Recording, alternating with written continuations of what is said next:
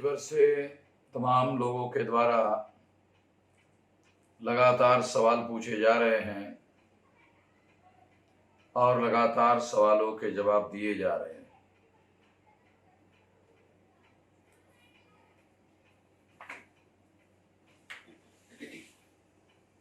Comment box में लिखित सवाल पूछे जाएं, उनके जवाब दिए जाएंगे। अभी सिलसिलेवार क्रमबद्ध तरीके से आप लोगों के सवालों के जवाब दिए जाएंगे। सुजीत गौतम, झारखंड।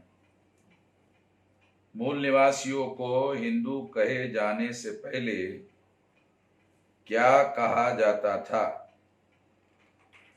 यदि हम ऋग्वेद का, जो ब्राह्मणों का धर्म ग्रंथ है ऐसा ब्राह्मण कहते हैं, और पहला ग्रंथ है, उसमें ब्राह्मणों के लिए देव कहा जाता था और मूल निवासियों के लिए दानव, दैत्य और राक्षस कहा जाता था। जब पर्शियन भाषा बोलने वाले लोग, विदेशी आक्रांता लोग जब भारत में आए, तो उस समय सबसे पहले हिंदू शब्द उनके साथ विदेश से भारत में आया। और ये बहुत ज्यादा पुराना नहीं है,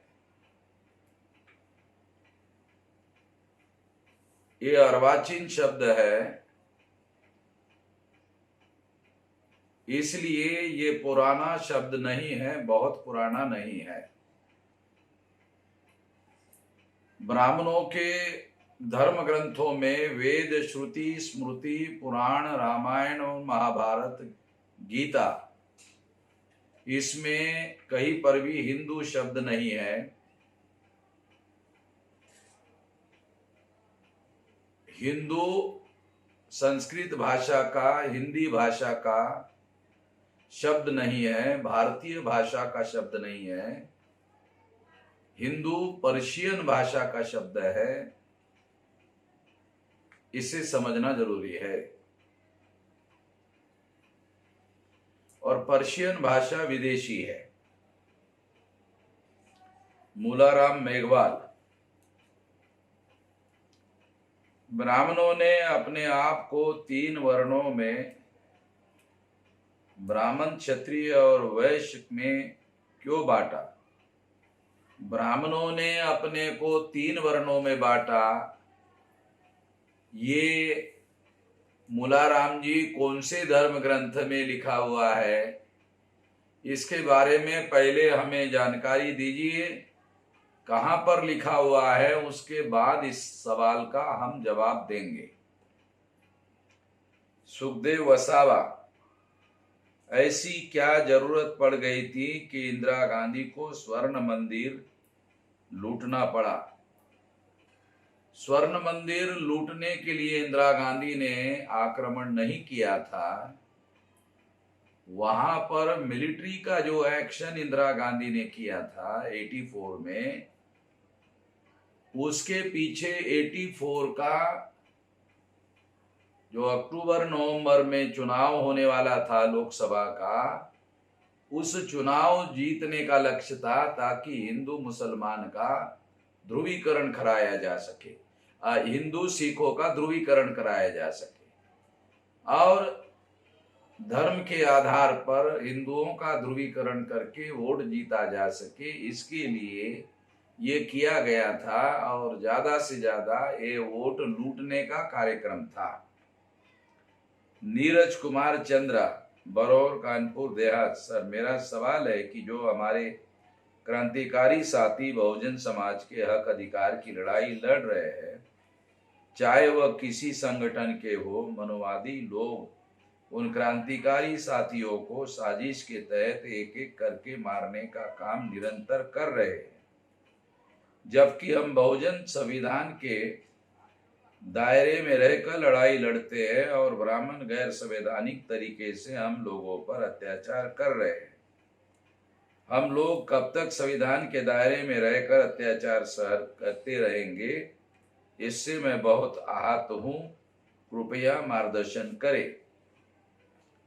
आप हिंसा का सहारा लेकर कोई काम करना चाहते हैं तो आपको किसने रोका?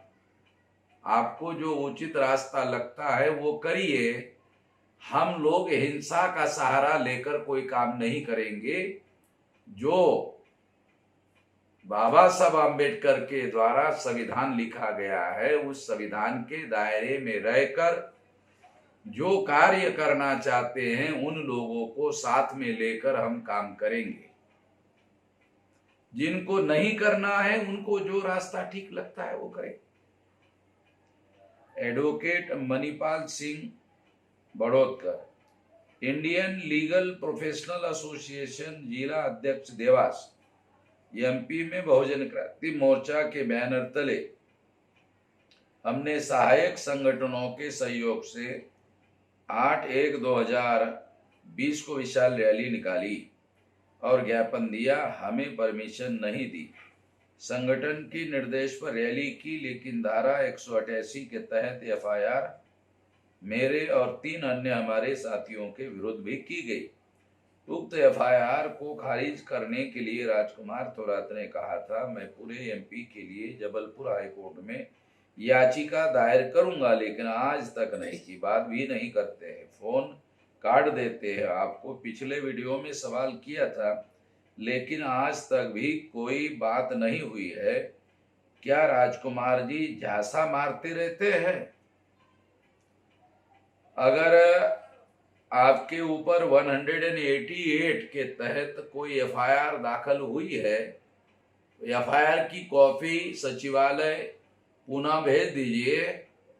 संगठन के लेवल पर आवश्यक कार्रवाई की जाएगी। राजकुमार थोरात करते हैं नहीं करते हैं उनको छोड़ दीजिए, हम अपने लेवल पर कार्रवाई करेंगे।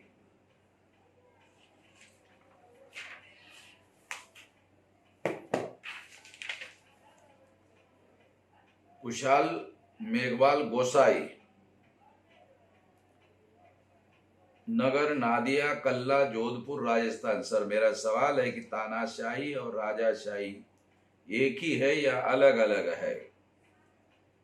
तानाशाही एक व्यक्ति के नियंत्रण की सत्ता को कहा जाता है और राजाशाही वंश परंपरागत सत्ता को कहा जाता है। राजा के घर में राजा पैदा होता है और राजाशाही कुछ हद तक इंस्टीट्यूशनलाइज है। तानाशाही इंस्टीट्यूशनलाइज नहीं है, वो मिलिट्री की या कुछ ऐसी शक्ति का उपयोग करके सत्ता पर कब्जा करते हैं।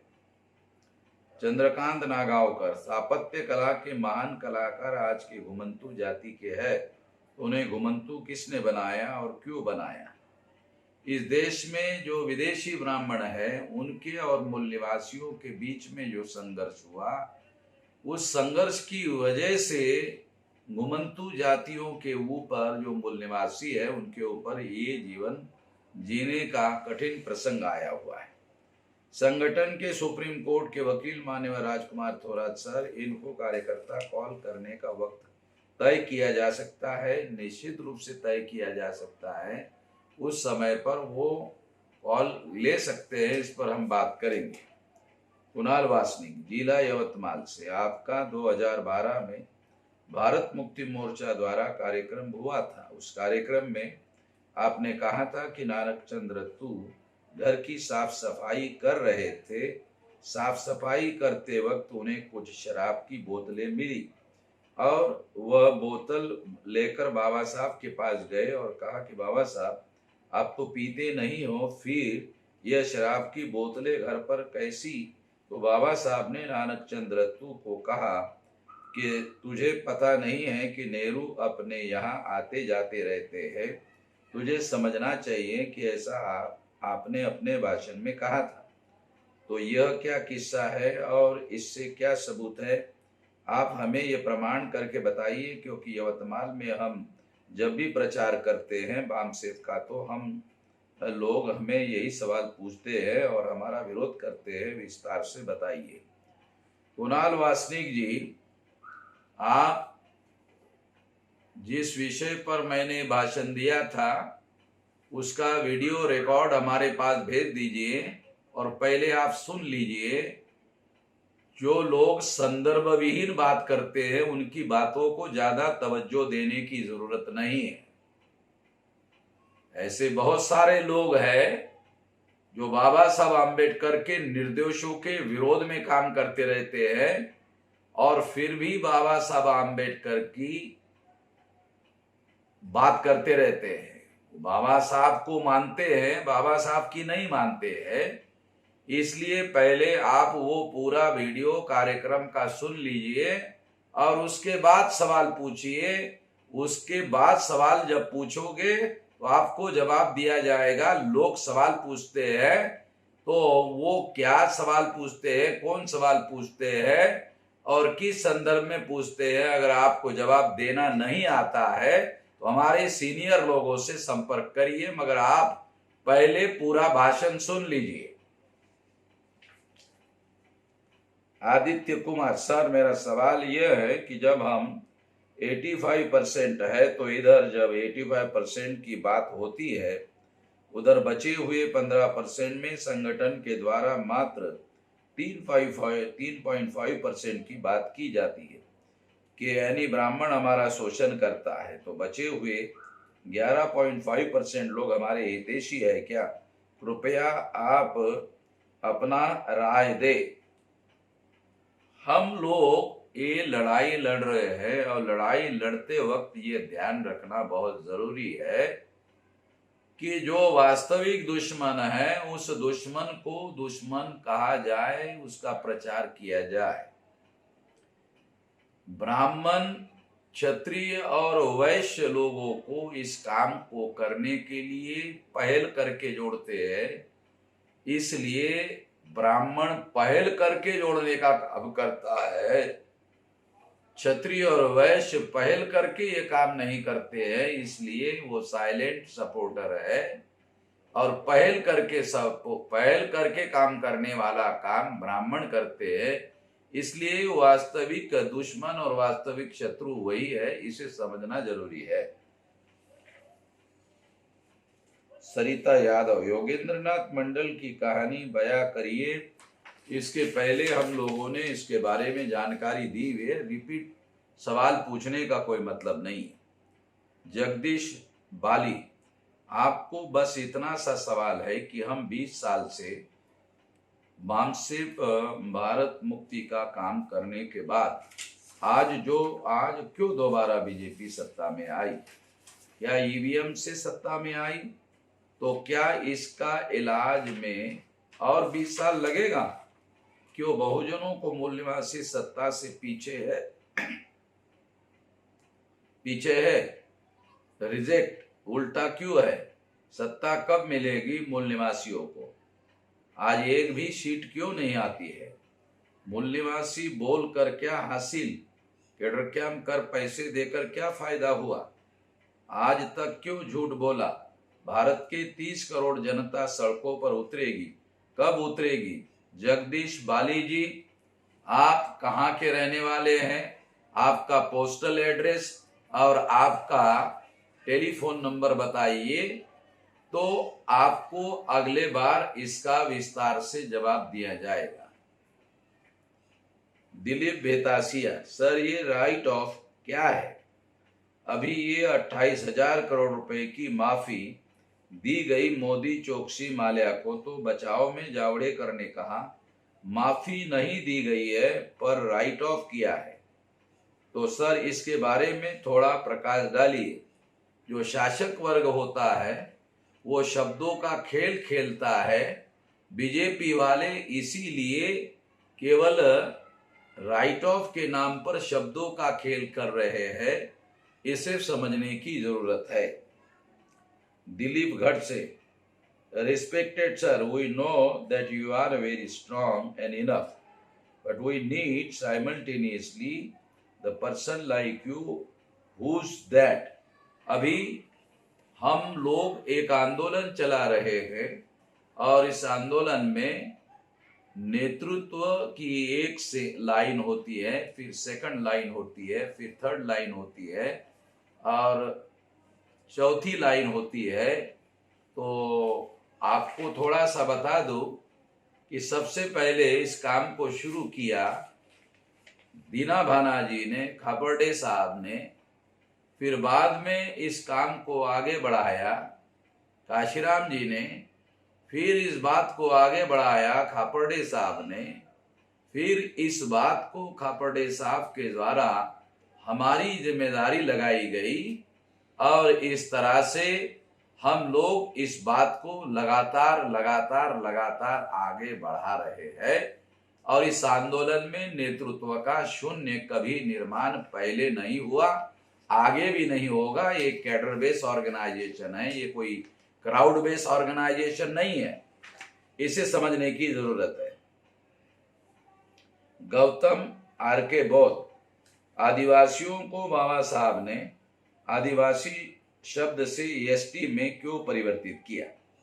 बाबा साहब ने एसटी के रिजर्वेशन के लिए क्या काम किया?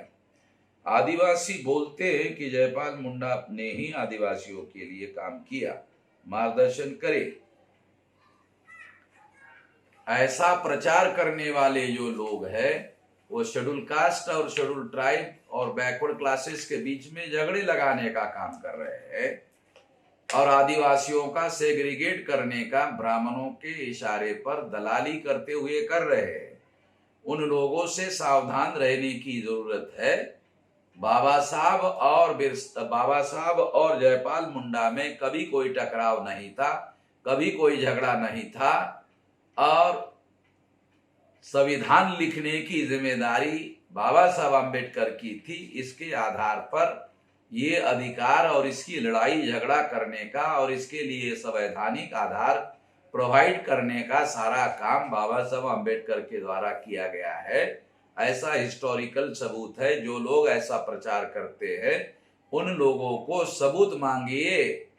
बगैर सबूत के वो बातें कर रहे हैं तो किसी न किसी के इशारे पर कर रहे हैं, उसको समझने की जरूरत है।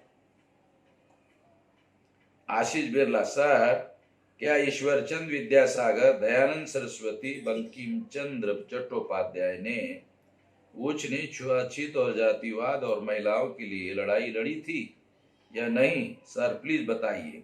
बिल्कुल नहीं लड़ी थी।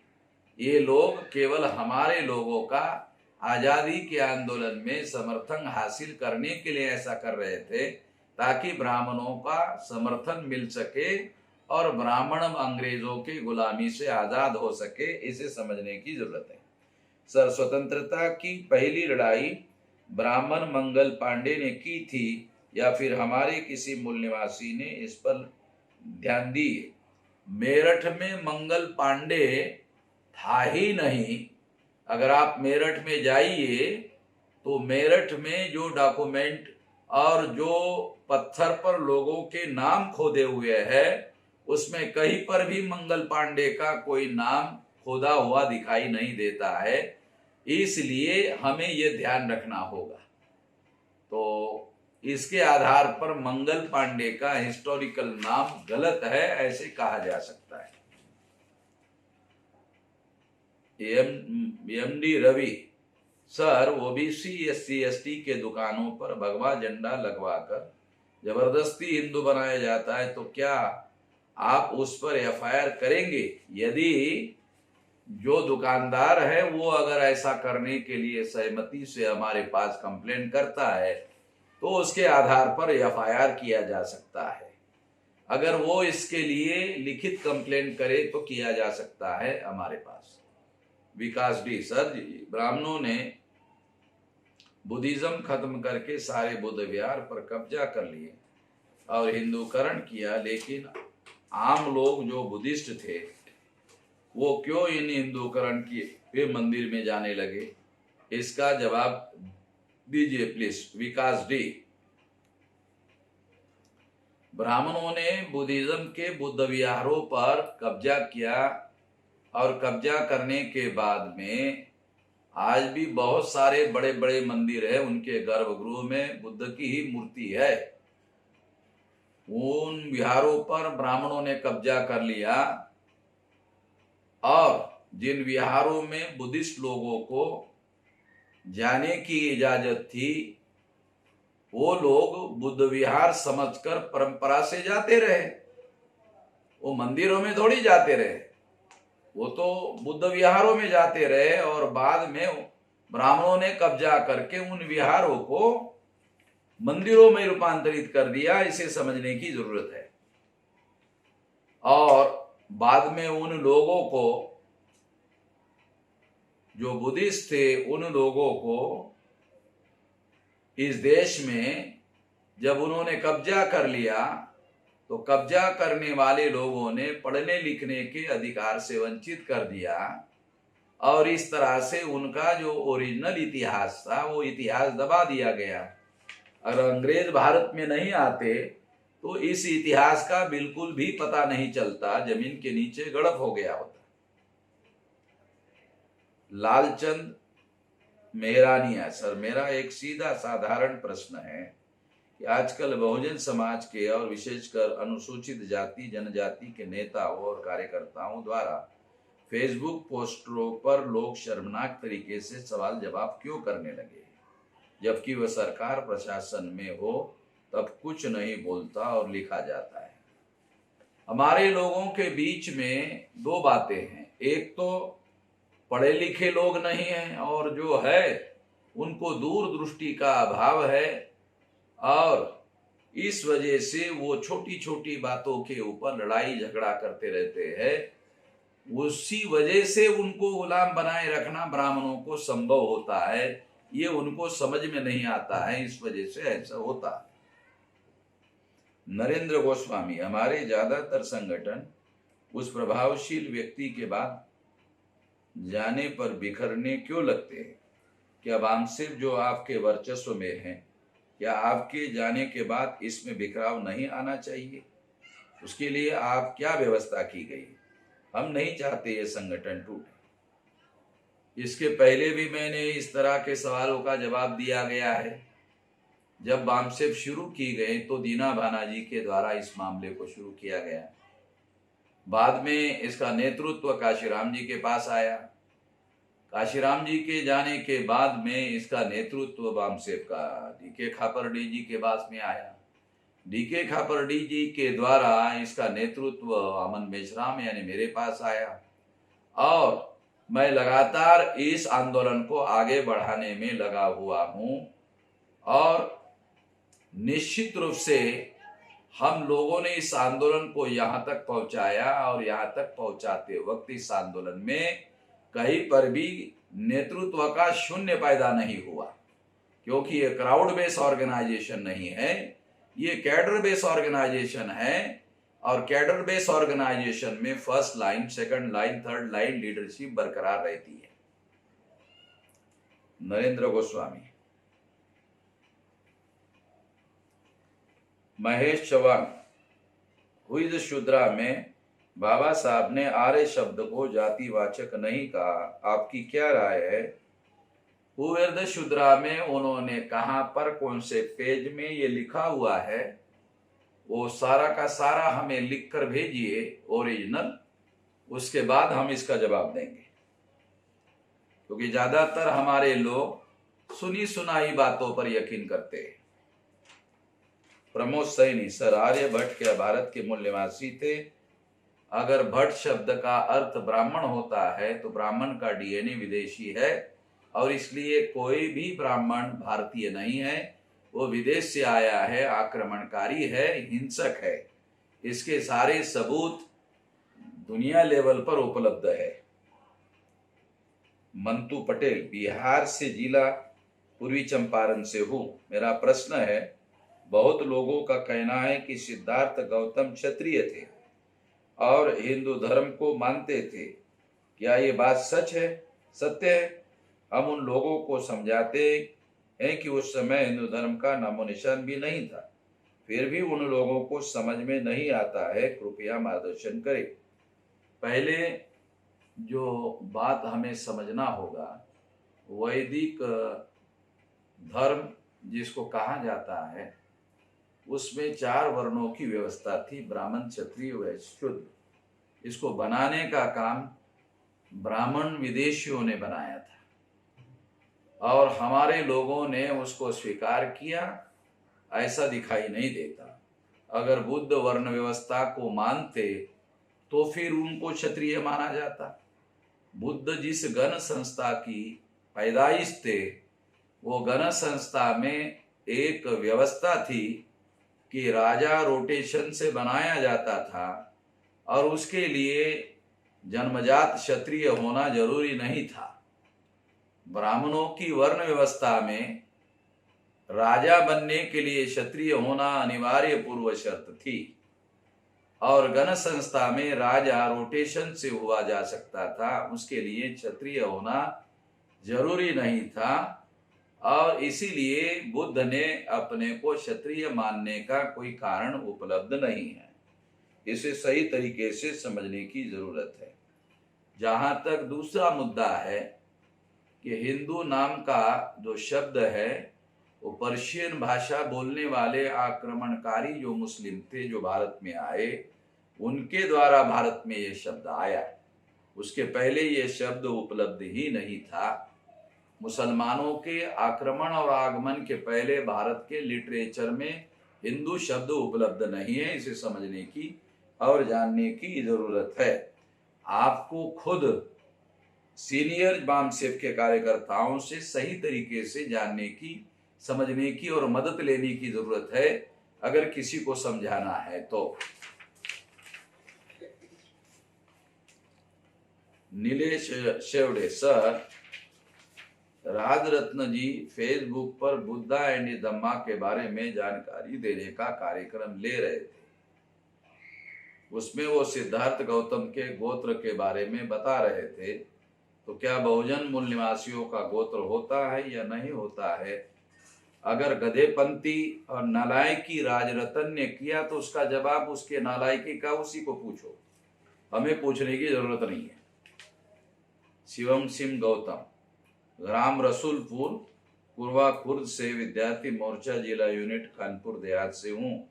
हमारा सवाल है सर, जैसे हम लोग कैडर करते हैं और SC ST OBC और माइनॉरिटी समाज में जन्मे अपने महान पुरुषों के विचारधारा को बताने का काम करते हैं, तो ब्राह्मण व्यवस्था के लोग मारने की धमकी देते हैं और संगठन में न काम करने के लिए बोलते हैं। तो सर मार्गदर्शन करें कि हम लोगों को गांधी जैसे या सर उधम सिंह जी का नियम अपनाना चाहिए। हमें संगठित रूप से इस काम को करना चाहिए और संगठित रूप से संविधान के दायरे में रहकर काम करो। जो लोग गैर कानूनी तरीके से काम कर रहे हैं उसके खिलाफ कानूनी कार्रवाई की जा सकती है। हमारे पास सारे सबूतों के पास लिख कर दे दो, हम कानूनी कार्रवाई करेंगे। श्रीकांत सरवदे, भारतीय बेरोजगार मोर्चा महासचिव, सोशल मीडिया, महाराष्ट्र। सर मेरा छोटा नया बिजनेस था, लेकिन लॉकडाउन की वजह से मेरा सारा बिजनेस चौपट हो गया है। इस वजह से मेरा आर्थिक हालत बेहद खराब हुई है। क्या बामसेफ मुझे कुछ मदद कर सकता है? सचिवालय में सारा डिटेल विस्तार से लिख कर भेजिए, उसके बाद विचार करेंगे। अविनाश पगारे, सर लॉकडाउन के दौरान सब्जी विक्रेता, फल विक्रेता, डिलीवरी बॉयज आदि को उनका नाम पूछकर खरीद फरोख्त किए जाने के कई मामले सामने आए हैं और यदि बिक्री करने वाला मुसलमान होता है तो बहिष्कार किया जाता है। ऐसी घटना को किस तरह से रोका जा सकता है? इसके अगर आपके पास कोई डॉक्यूमेंट्री सबूत है और किसी फल विक्रेता को सब्जी विक्रेता के साथ ऐसा कोई अनुभव हुआ है, उनसे एफिडेविट लिखवा कर हमारे पास भेजिए।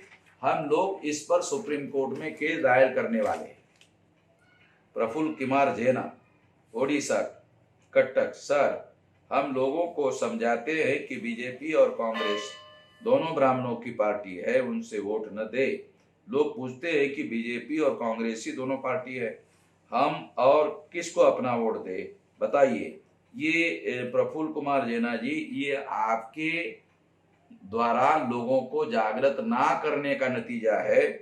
इसकी वजह से ये समस्या पैदा होती है। जब आप जागृत करोगे तो ये समस्या का समाधान हो जाएगा। दिलीपगढ़ से संविधान बदला जा सकता है क्या? संविधान बदलने का संविधान में कोई प्रावधान नहीं है। आर्टिकल्स में कुछ अमेंडमेंट किया जा सकता है, बदलने का कोई प्रावधान नहीं। वीरेंद्र मौर्य, जिला भदोही, उत्तर प्रदेश। सर मेरा सवाल यह है कि भारत में पहले बौद्ध धर्म था या हिंदू धर्म? ब्राह्मण लोग कहते हैं भारत में हिंदू धर्म था, उसके बाद बौद्ध धर्म बना। क्या यह बात सही है? कृपया इसके बारे में बताइए कि हिंदू धर्म कब बनाया गया। हिंदू धर्म कभी भी नहीं था। ब्राह्मणों का जो धर्म है वो वर्ण धर्म है। वर्ण धर्म में ब्राह्मण का एक धर्म है, क्षत्रिय का एक धर्म है, वैश्य का एक धर्म है और शूद्र का सेवा करने का त्रैवर्णिकों का एक धर्म है। तो हिंदू नाम का कोई धर्म नहीं है। जब आक्रमणकारी मुसलमान भारत में आए तो उनके साथ हिंदू शब्द आया, पर्शियन भाषा का शब्द है। तो ब्राह्मणों ने ये सोचा कि इस शब्द का उपयोग करने से ब्राह्मणों के नेतृत्व में बहुसंख्यक लोगों को इकट्ठा करके वोट हासिल किए जा सकते हैं। तो दावपेच के तहत ब्राह्मणों ने प्रचार के लिए हिंदू शब्द ग्रहण किया हुआ है। ये केवल दावपेच है, अन्यथा ऐसा कोई शब्द उपलब्ध नहीं है। वीरेंद्र रजक, जंदाहा वैशाली के निवासी हूँ। मेरे वोट देकर सरपंच बना और हमारा जमी दाखिल कर लिया तो मारपीट कर पूरा परिवार को घायल कर केस दर्ज करा दिया।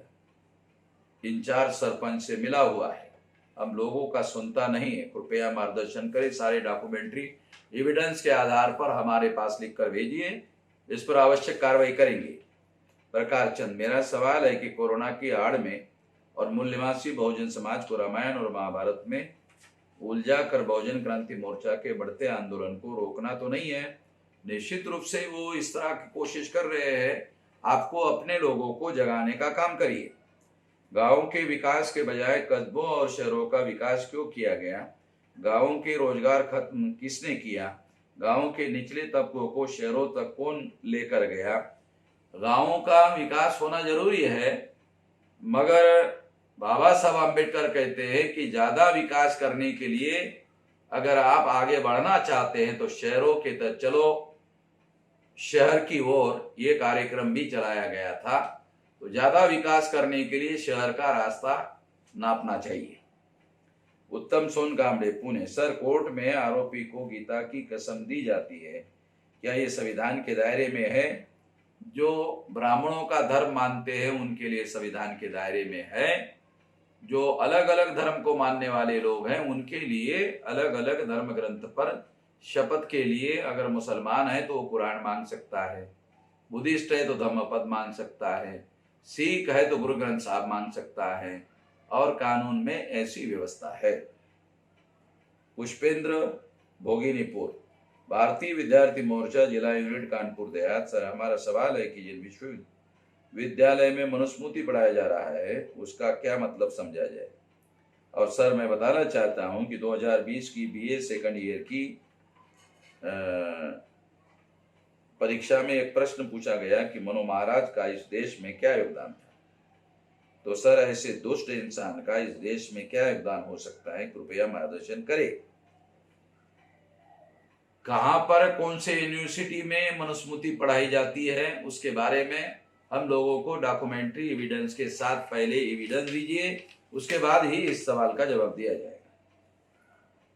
राहुल कुमार, दुडिया, मऊ, कानपुर देहात से। मेरा सवाल है कि मैं पिछड़ी जाति का हूँ, लोगों को गांव में छोटे छोटे प्रोग्राम करके जागृत करता हूँ, बहुजन समाज के महापुरुषों की विचारधारा के बारे में बोलता हूँ, अंधविश्वास के बारे में बोलता हूँ। मनोवादी लोग विरोध भी करते हैं, क्या बोलने में कोई समस्या हो सकती है?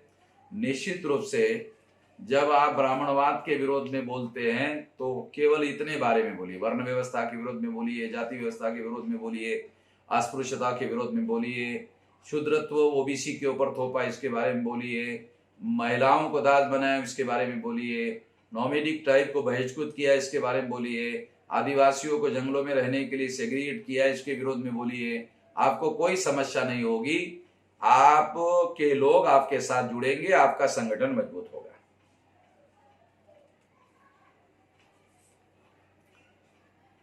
जितेंद्र कुमार वर्धन, सर मेरा सवाल यह है कि ओबीसी के लोग कर्मकांड पूजा पाठ को छोड़ नहीं रहे हैं, क्या ओबीसी के लोग ब्राह्मण के गुलामी को करने के स्वीकार कर रहे हैं? हम लोगों को ब्राह्मण के मानसिक गुलामी से ओबीसी को कैसे जगाया जाए? कर्मकांड का मुद्दा उठाने के बजाय वर्ण व्यवस्था, जाति व्यवस्था, अस्पृश्यता, आदिवासियों का सेग्रीगेशन, शूद्रत्व ओबीसी पर थोपा और घुमंतु जातियों का बहिष्कृत किया, महिलाओं को दास बनाया, इन मुद्दों के विरोध में ओबीसी लोगों को या तमाम बहुजनों को जागृत करने का काम करिए, लोग आपका साथ देंगे। राजेश कुमार चौधरी, राजेश चौधरी मथुरा, मैं जानना चाहता हूं कि गुलाम भारत में साइमन कमीशन का स्वागत लाहौर में सर छोटू राम जी कर रहे थे, तो लाला लजपत राय विरोध कर रहे थे, तो वहां किस की पार्टी की सरकार थी? लाला लजपत राय ब्राह्मणों के आजादी का जो आंदोलन चल रहा था उस आंदोलन में थे। सर छोटू राम जी पंजाब में जो जाट जाति है, जो वर्ण व्यवस्था में जिनको ब्राह्मणों ने शूद्र घोषित किया था, उस जाति के थे।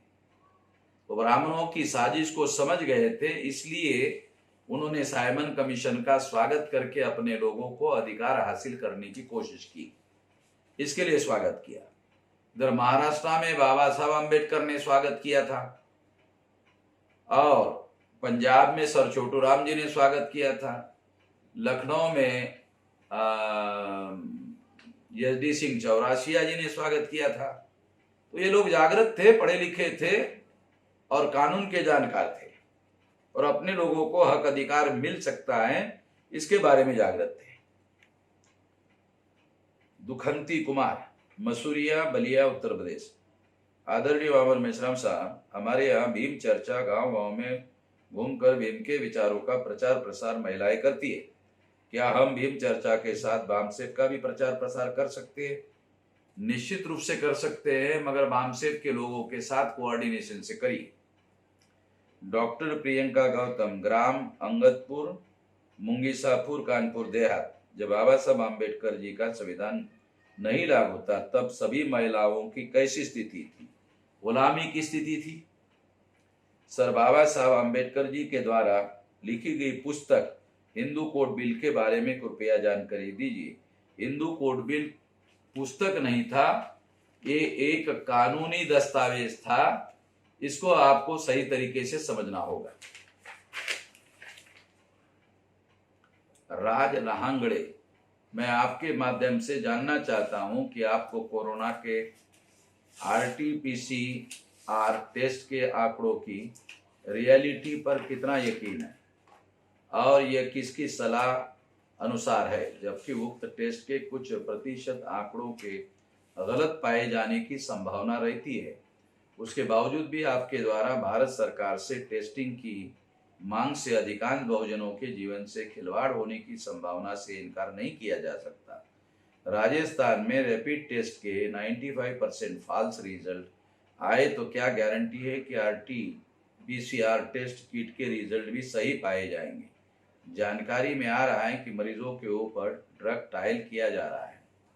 ये जो कोरोना का टेस्ट का मामला हम लोग उठा रहे हैं क्योंकि केवल लॉकडाउन किया जा रहा है और शरीर में अगर कोरोना का प्रभाव है और टेस्ट नहीं हुआ तो बगैर टेस्ट के ही मर जाएगा, उसका इलाज ही नहीं होगा।